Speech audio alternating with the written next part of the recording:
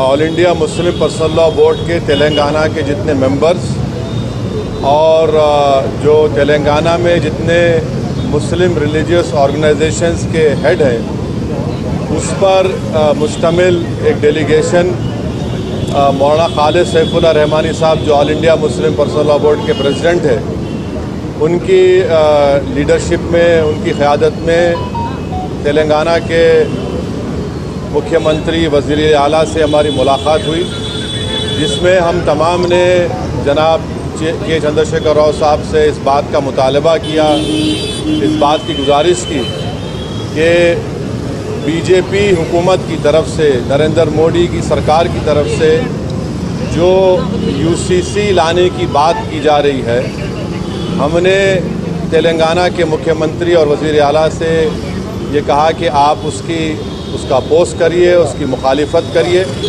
हमने chief minister को इस बात का याद दिलाया कि पिछले 10 साल से तेलंगाना स्टेट में उनकी सरकार है, स्टेट में पीस बहुत स्ट्रांग हुआ है, अमन मजबूत हुआ है।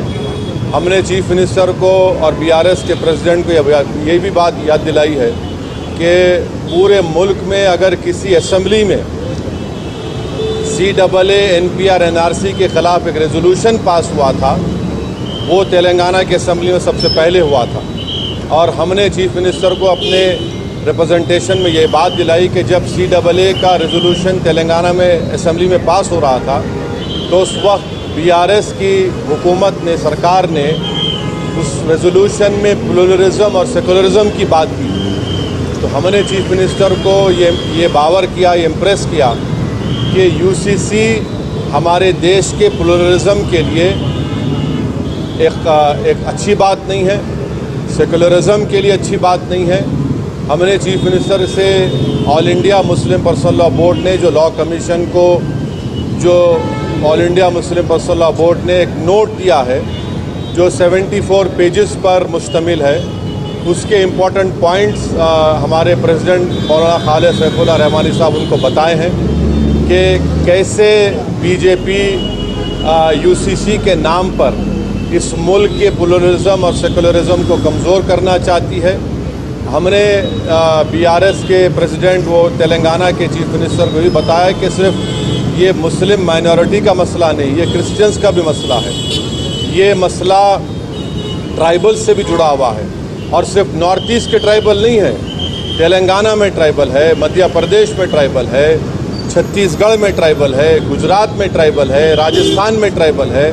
उनका एक कल्चर है और उसका तहफ़्फ़ुज़ करना। और ये सिर्फ ट्राइबल नहीं बल्कि हमारे हिंदू भाइयों के लिए भी ये चीज़ अच्छी नहीं होगी, क्योंकि हिंदू अनडिवाइडेड फैमिली के तहत 3000 करोड़ का टैक्स रिबेट हमारे हिंदू भाइयों को मिलता है। 2015 के इनकम टैक्स के फिगर्स हैं।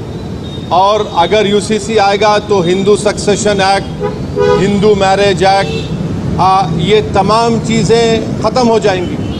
तो ये मुल्क के लिए ठीक नहीं है। हमारे मुल्क का प्लुरलिज्म हमारे मुल्क की खूबसूरती है और भारत के प्रधानमंत्री को प्लुरलिज्म से एलर्जी है, वो प्लुरलिज्म को पसंद नहीं करते।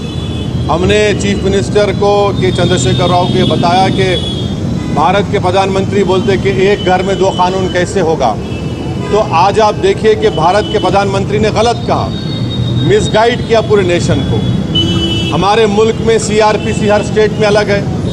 हमारे मुल्क में 2 कानून है। अगर आप देखेंगे तो नागालैंड में CRPC का अभी तक इम्प्लीमेंटेशन नहीं हुआ।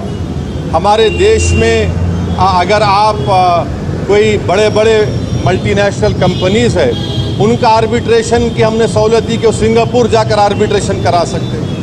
तो ये बात कहना प्रधानमंत्री का बिल्कुल गलत है। प्रधानमंत्री प्लुरलिज्म को पसंद नहीं करते।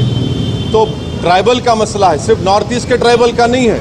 अमित शाह अगर ये नागाज को बोल रहे हैं कि नहीं हम ट्राइबल्स को लॉ कमीशन एक्सेप्ट करेगा, तो फिर छत्तीसगढ़ के ट्राइबल का क्या होगा, तेलंगाना के ट्राइबल का क्या होगा, झारखंड के वो टेनेंसी लॉज का क्या होगा, छत्तीसगढ़ के ट्राइबल्स का क्या होगा। तो ये भारत की खूबसूरती उसका प्लुरलिज्म है, उसकी डाइवर्सिटी है, जो आरएसएस और बीजेपी को पसंद नहीं आती है। तो इसलिए हम सीएम से बात किए और चीफ मिनिस्टर ने साफ और वाज़े अल्फाज में in clear cut terms chief minister ने कहा कि बीआरएस पार्टी यूसीसी का अपोज करेगी। बल्कि चीफ मिनिस्टर आगे बढ़ के ये बात कहे हैं कि वो लाइक माइंडेड पार्टी से भी बात करेंगे। हमसे भी कहा कि हम भी जाकर लाइक माइंडेड पार्टी से बात करें।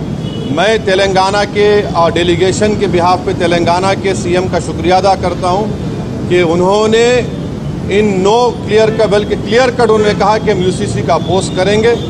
और देश में बहुत ज़्यादा दूसरे मसाइल हैं और उन मसाइल पर बीजेपी नाकाम साबित हो रही है, इसीलिए बीजेपी ये सब चीज़ें देश के सामने ला रही है।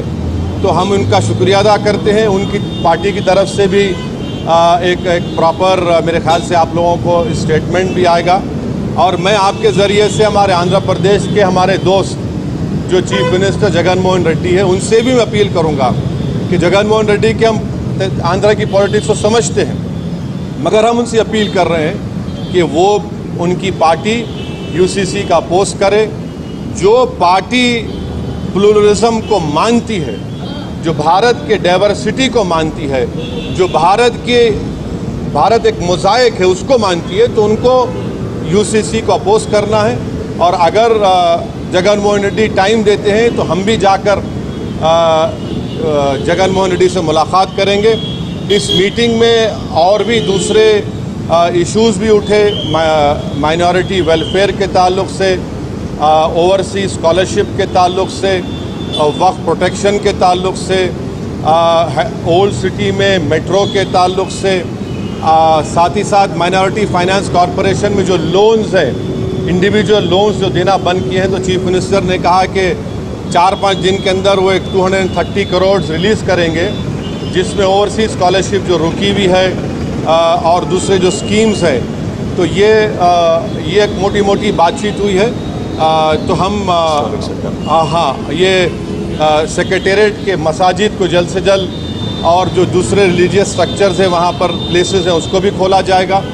और गच्चीबौली में जो इस्लामिक सेंटर है उसका भी काम शुरू होगा। ये बहुत से इश्यूज़ के ऊपर सीएम ने हमसे कम 1.5-2 घंटे बातचीत हुई है। हम शुक्रगुजार हैं। इस मीटिंग में के.टी. रामाराव साहब भी थे। चीफ मिनिस्टर ने हमसे कहा कि मैंने इस मीटिंग की इम्पोर्टेंस को समझते हुए उन्होंने राज्यसभा और लोकसभा के अपने फ्लोर लीडर्स को भी बुला लिया और उनसे भी कहा कि वो यूसीसी के ताल्लुक से clear cut stand BRS party का है कि उसको अपोज करते हैं। ये आज की गुफ्तगू का एक मोटा है। तो मेरे को आप इजाज़त दीजिए। नहीं, सुनिए, देखिए असर की नमाज का सुनिए, आज की मीटिंग जो हुई है उसमें क्या हुआ मैं आपको बोल दिया हूँ। और सुनिए 13 तारीख के दिन आप लोग आ जाइए दारुसलाम को, मैं अपनी पार्टी से जो दूंगा आप पकड़ लीजिए। हाँ,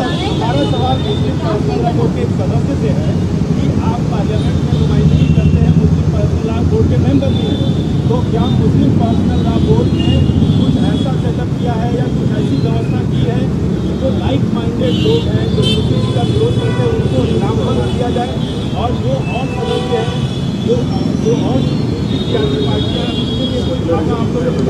नहीं सुनिए, नहीं देखिए, सबसे पहली बात तो ये है कि मैं मुस्लिम पर्सनल लॉ बोर्ड का स्पोक्स पर्सन नहीं हूँ। कासिम रसूल इलियास साहब हैं और कमाल फारूकी साहब हैं, मगर मुस्लिम पर्सनल लॉ बोर्ड ने कांग्रेस के प्रेसिडेंट से ही मुलाकात की और ऐसे देश में जितने पार्टीज हैं उनसे मुलाकात करेंगे। मगर बेहतर ये होगा कि आप पर्सनल लॉ बोर्ड के स्पोक्स पर्सन से पूछिए।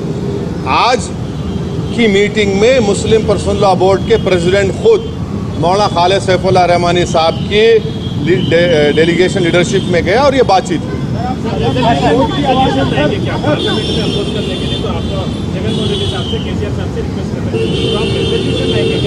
नहीं, अभी देखिए ये क्या होगा, क्या करना है, ये वक्त बताएगा। अभी जो बातचीत हुई है वो मैं आपसे शेयर कर रहा हूँ। वो बीआरएस पार्टी बॉयकॉट करेगा, नहीं तो अगेंस्ट वोट करेगा पार्लियामेंट। बीआरएस सीएम के अल्फाज ये है कि बीआरएस पार्टी यूसीसी को अपोज करेगा।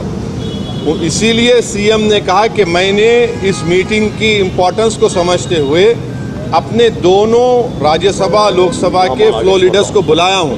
नामा नागेश्वरराव साहब भी थे, के साहब भी थे। अब स्ट्रैटेजी ये सब बातें टीआरएस पार्टी आपसे करेगी, मैं नहीं कर सकता हूँ। मगर जो वहाँ पे बातचीत हुई वो आपके सामने रख रहा हूँ कि बीआरएस पार्टी यूसीसी का अपोज करेगी। We requested the Chief Minister that he should take the lead and speak to other like-minded parties. The Chief Minister said yes, he's already working on it. But our meeting was to request the BRS President, to request the Telangana Chief Minister that his party should oppose the UCC if it is brought. If it is brought. We don't know. We don't know what BJP Modi will do. Because in Madhya Pradesh the tribals are up in arms. In Chhattisgarh the tribals are angry. It is not only northeast tribals. It is everywhere wherever tribals are there. Because they have their own customs. The Christian community of all denominations is opposing. The Sikhs, I have read the statement today of Shiromani Gurdwara Prabandhak Committee. They are also opposing. There is no consensus on it apart from BJP's, insisting on